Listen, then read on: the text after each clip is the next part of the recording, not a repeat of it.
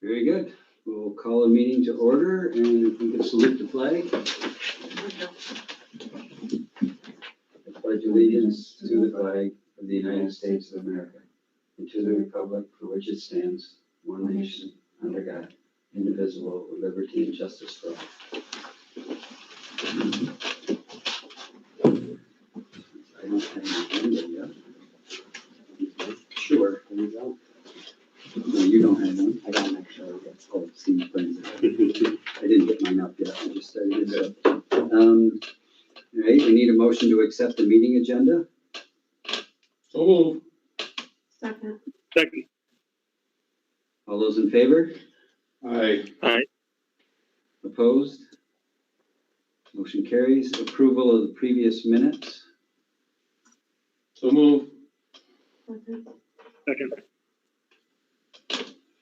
Any questions or discussion? All those in favor? Aye. Opposed? Motion carries. Treasurer's reports and warrants. So move. Second.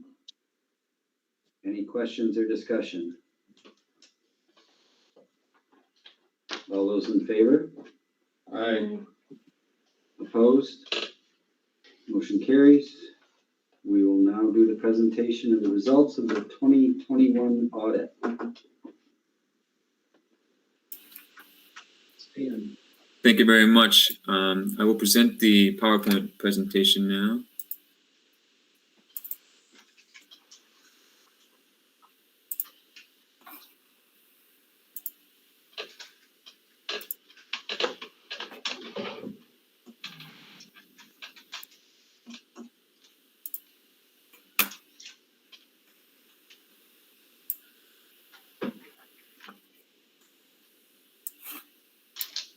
Okay. Thank you very much. My name is Dan Kroll. I'm an audit manager at Bowers & Company CPAs. Also with me today is Lori Podvin, who's an audit partner. We have sent out the financial statements, the communications letter, as well as the management letter. All three of these will be summarized today in a quick presentation, which I'll be presenting today. What we'll cover today, we'll go through the required communications, highlights of the financial statements. We'll go through some graphs and compare Copenhagen to our other clients, and we'll end off with some management recommendations. The communications letter, you'll note that there's no unusual accounting policies for the district. We did adopt all new applicable GASB standards this year, and for this year, that's GASB 84 for fiduciary activities. This essentially changed the definition for fiduciary activities, and for the district, there's actually no fiduciary activities anymore. It did create several changes to the financial statements, which includes some new governmental funds in the non-major, which include funds for extra classroom activities, scholarships and awards, as well as other miscellaneous special revenue. Coming up in the future, for next year, we have GASB 87 for leases.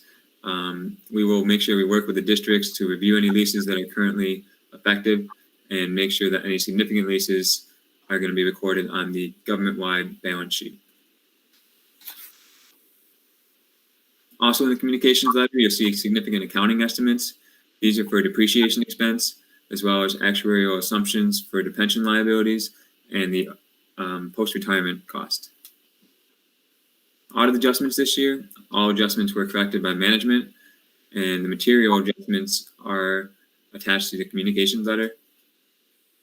A significant amount of these entries this year, you'll see are entries we prepare every year, which have to do with the preparation of the financial statements.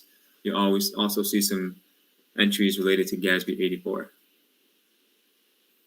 There were no difficulties encountered with management, no disagreements with management, no known communications with other accountants. Also in the communications letter describes our other matters or our procedures related to the MD&A and supplementary information. We do not audit these sections, but we do limited procedures on them as well. At the beginning of the financial statements, you will see our independent auditor's report. What this report explains is that the financial statements are the responsibility of management, and our responsibility is to express an opinion on these financial statements based on our audit. For this year, as an unmodified opinion or a clean opinion. Also in the report, you'll see other matters, our procedures related to MD&A and the supplementary information. Also, new this year, the district was subject to a single audit. So we did have the schedule of expenditures of federal awards, as well as our opinion on the schedule as well, which is that the schedule of expenditures and federal awards are fairly stated in all material respects.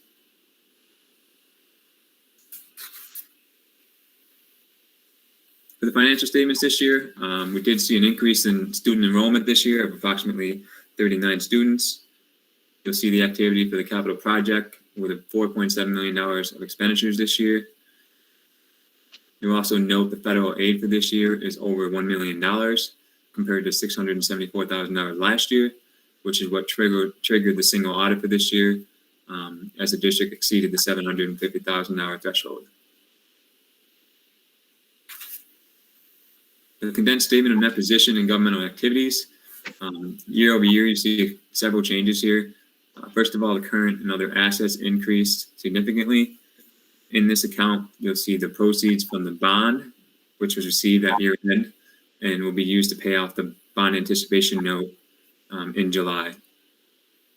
So accordingly, you'll see the $5.7 million ban is also in the other liabilities. The $4.7 million bond is in the long-term liabilities. Also, significant increase in the other post-employment benefits of approximately $5 million in the long-term liabilities. Overall, decrease in the net position for the year of $1.2 million, significantly affected by the change in the other post-employment benefit liability, which led to a $1.6 million expense this year. Statement of activities, revenues, slight decrease this year. A couple changes here. You'll see the state sources decreased approximately $645,000. You'll see federal sources increased $220,000, which includes the CARES Act money for COVID-19 funding. Expenses, year over year, significant increase, 12%. As I mentioned, the significant increase here is going to be related to the other post-employment benefits liability, which included in here is $1.6 million of expenses. In the financial statements, you also see some restatements this year. We did have to restate the beginning fund balance, net position, and fiduciary net position in order to implement GASB 84. These changes included establishing the beginning balance for extra classroom activities, scholarship and awards, and the miscellaneous special revenue fund.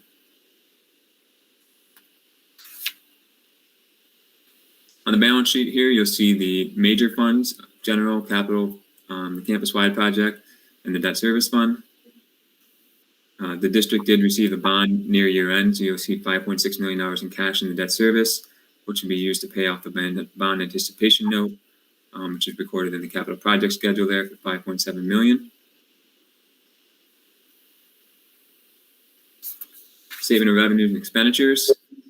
One thing to point out here, the general fund did see a $127,000 decrease in revenues and a $440,000 increase in total expenses for the year. You also see in other financing sources and uses, $4.7 million for the bond proceeds received this year, which also included an additional $1.1 million related to the premium.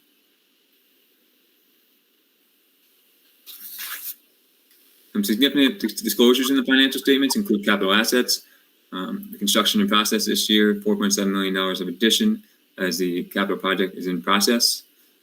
You also see some significant retirements, approximately $2.7 million there, related to cleaning up some old assets on the depreciation schedules.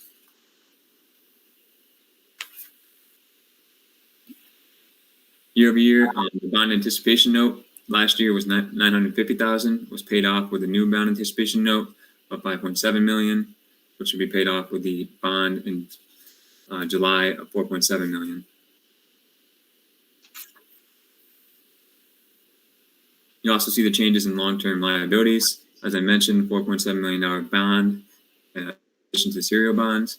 Also a $5 million increase in other post-employment benefits liability to $27 million. General fund budget actual schedule. How I like to read this schedule is that at the left-hand side, the district anticipated on using $799,000 of fund balance this year to balance the budget. Actual results in the third column, $144,000 surplus. How did this happen? On the right-hand side, you see total revenues came in $21,000 over budget. Total expenses, $856,000 under budget.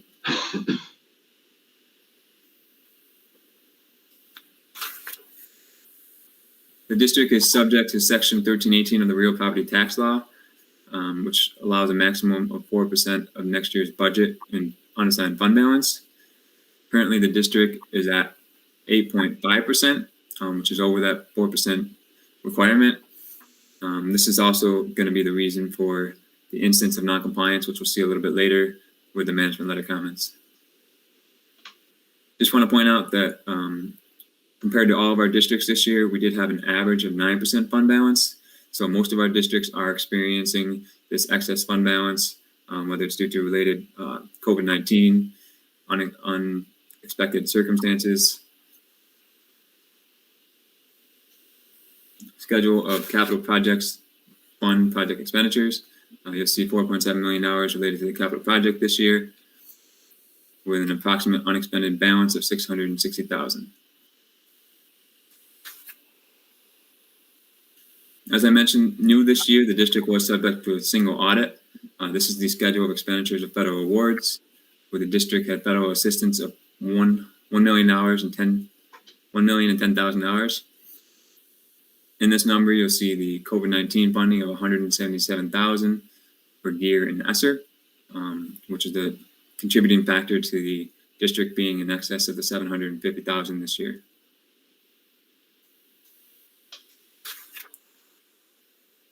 So in our financial statement audit, we had an unmodified opinion, no significant deficiencies.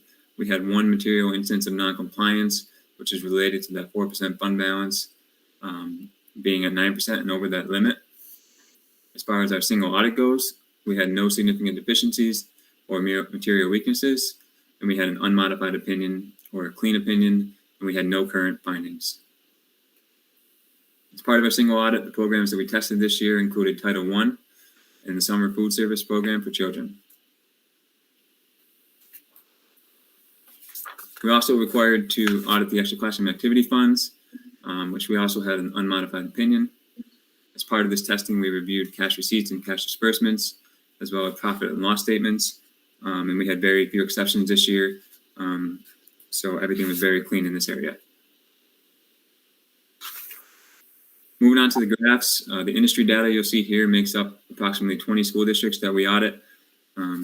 So we combine the data to compare to Copenhagen. On the first graph here, you'll see general and program revenues.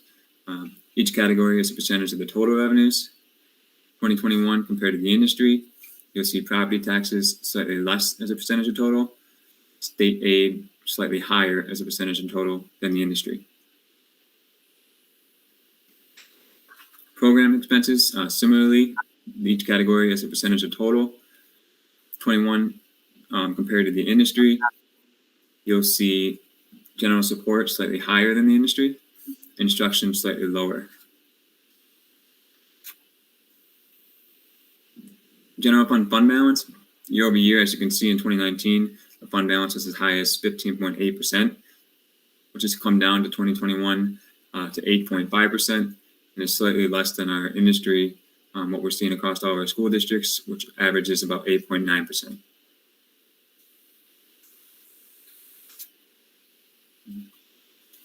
General fund budget variance with actual. So this tells you how accurate the budget was this year. Revenues, very accurate, within 0.21% of the expected revenues. Expenditures, 8% under budget, compared to our industry is about 10% under budget. Total net position year over year, $6.5 million deficit the district has, largely related to the $27 million OPEB liability, relatively consistent over the last few years. Just want to point out that the district, the Office of New York State Comptroller does have a fiscal monitoring system in place. For 2020, out of 672 districts, 7 were considered moderate fiscal stress, 2 were significant fiscal stress, and 22 were acceptable to fiscal stress. They do use 6 indicators here that are listed in order to measure fiscal stress. For this district, I did provide 2 examples. The first 2 related to fund balance. As you can see, the percentages are much higher than the line there that's highlighted, which indicates the district is far from being in fiscal stress.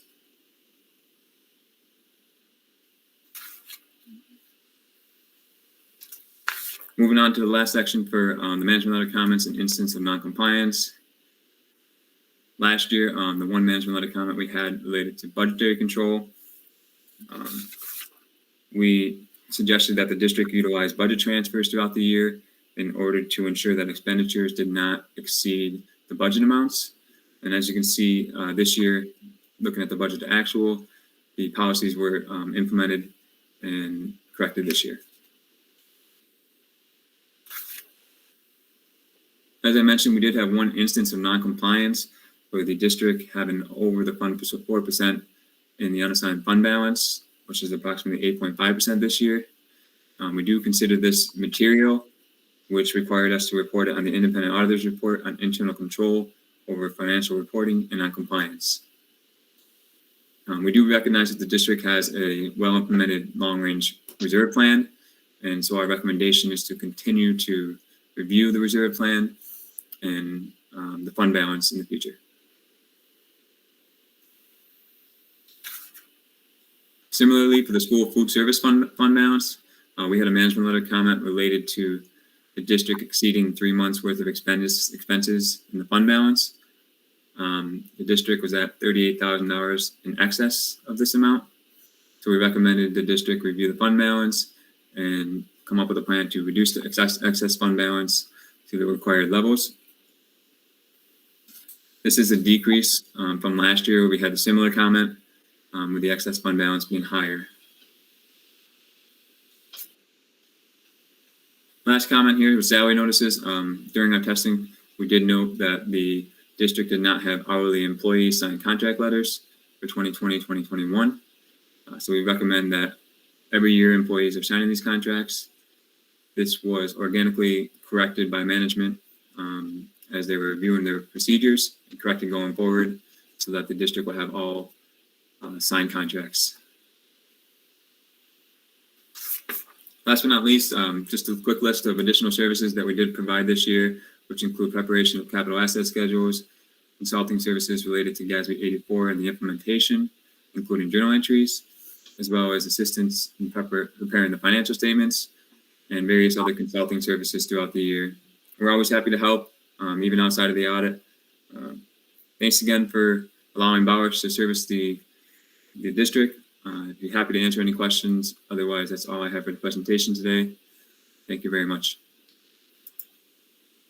Thanks, Dan.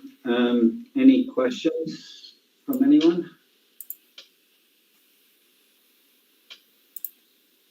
Well, apparently that was thorough enough to satisfy everyone, including me, so we're all good. Thank you very much. Thank you. Thank you. Thanks, everyone. All right. The next order of business, I guess, is building principals report. This is O'Shaughnessy. Hello, everyone. So before I get started, this is School Board Recognition Month week, and I always like to make sure that you know that even though what you do sometimes seems thankless, that we thank you. So I wanted to make sure to express my appreciation for everything that you do. So thank you. One of the things that I'll be highlighting today under student highlights is something that Mr. Day has been doing for some time, but I actually was able to participate. He has what he calls class meetings, where he puts all of the students in a circle and they talk about current events, and he's teaching them to the best of his ability how to converse about controversial subjects in a way that is respectful of all of the opinions that people might bring to the table. This month or last month when I was in there, we talked about the United States exiting Afghanistan for one of the topics. And, he poses questions that cause the students to really have to think, to be able to express their opinions and to be able to back up why they think that way. And it's really interesting to see what happens when a student has an opinion and then somebody else expresses an opinion that is exactly the opposite, but has a really good reason. And then the first student kind of bends a little bit. So Mr. Day tries to do this about once a month. He only does it with his 8th graders because he feels that, they're mature enough to be able to handle it. And I'm hoping that he continues to do this because he really guides the conversation in ways that help the students talk about the hard stuff. So that was really a fun thing for me to be able to participate in. Administratively, I know we talked about the United Way and their new ALICE program. Everybody on the SSST team, Student Support Services team, has been trained, and we actually have had our first ALICE case whereby we were able to provide a piece of needed furniture for a family. So I think that's going to be a really nice addition for us to be able to utilize when we see families who are really in need, especially with ALICE, the working families, the working poor, if you will. Under Board Goal Tool Technology, the Digital Equity Survey has been posted to Parent Square for all of our families to complete.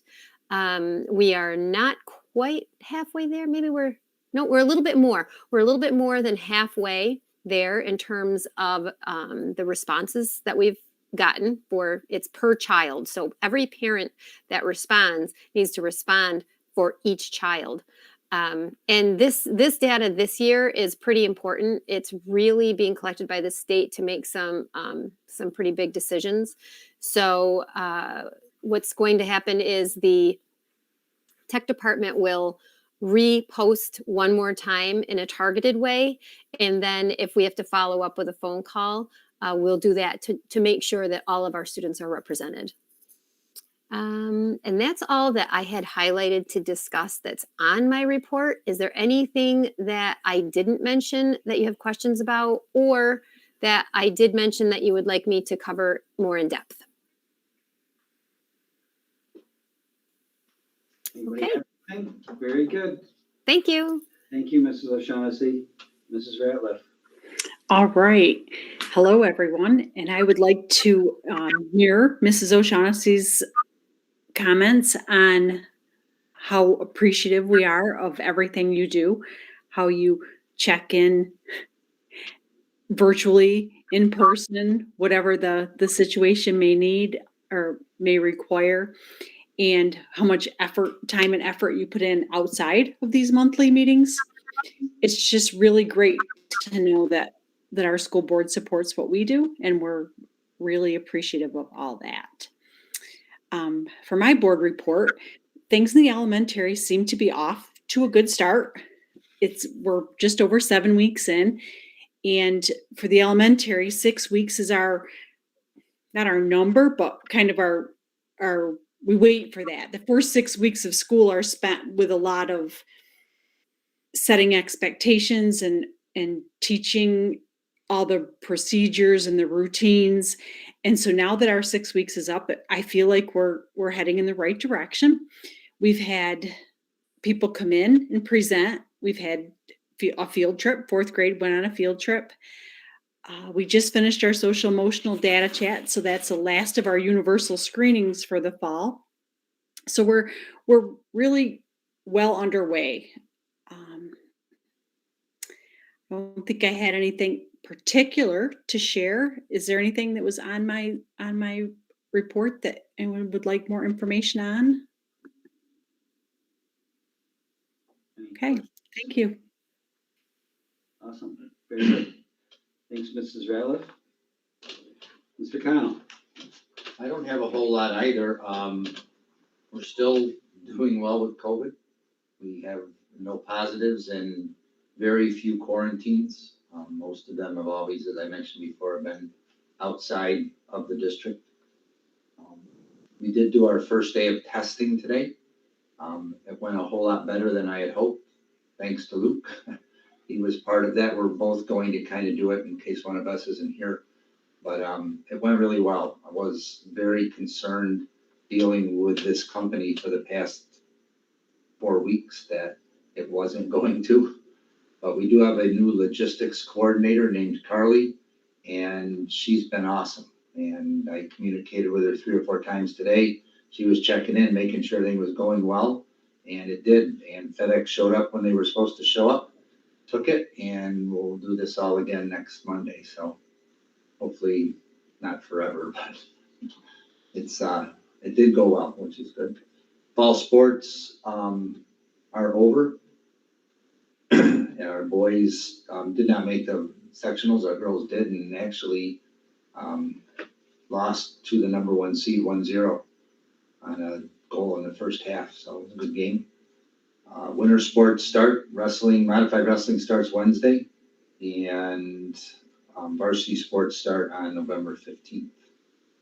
We've had a few conversations over the past week with public health about contact tracing and what that really does for us. Like I said, it hasn't been an issue here where I haven't spent any time at all this year contact tracing. I did spend quite a bit of time last year, not this year, which is great, but we're one positive case away from that happening. So we're trying to get public health to understand, we're about safety and we're about making sure everybody's healthy. But at the same time, everything we're losing because of contact tracing is also hurting our kids.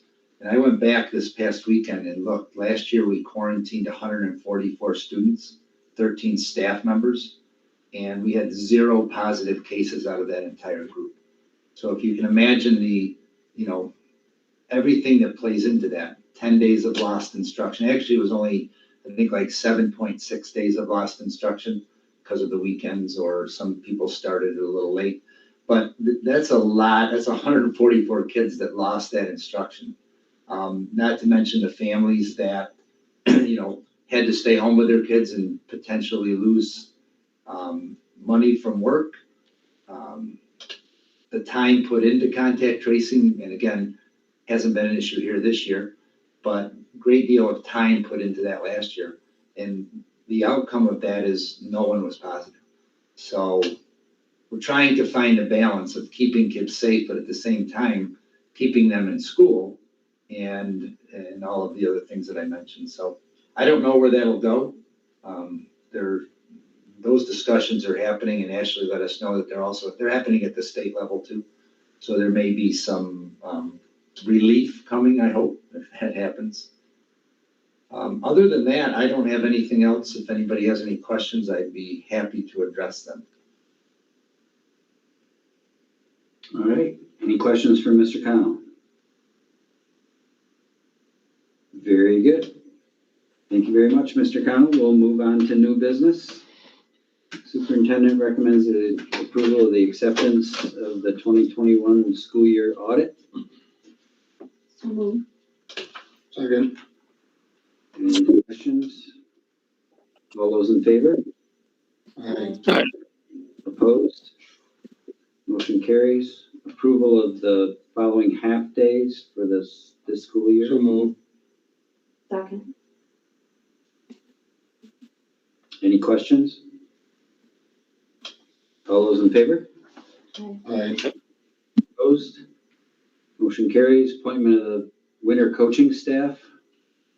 So move. Second. Any questions? All in favor? Aye. Opposed? Motion carries. Approval of Anthony Williams as district volunteer for winter sports season, wrestling. So move. Second. Questions? All those in favor? Aye. Opposed? Motion carries.